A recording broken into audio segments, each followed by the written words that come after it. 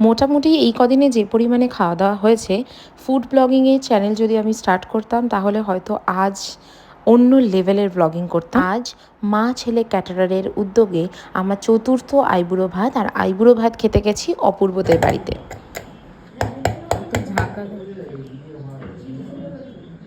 এবারে থাকবে না, থাকবে না, থাকবে না।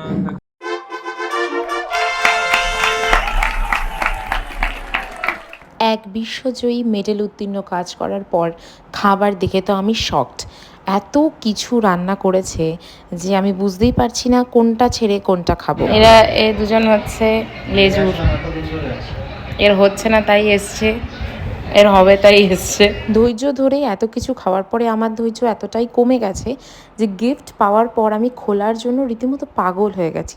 এত ধস্তাধস্তি করছি, কিছুতেই খুলতে পারছি না। পেশেন্টলেস আমি একটা গিফট নিয়ে রীতিমতো মারামারি।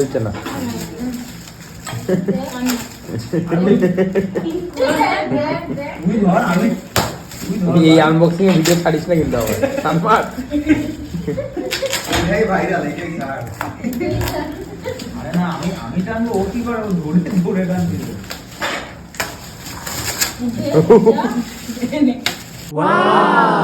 হাসি দেখে তো মোটামুটি বোঝাই যাচ্ছে যে আমার কতটা ভালো লেগেছে, কি পরিমাণে ভালো লেগেছে।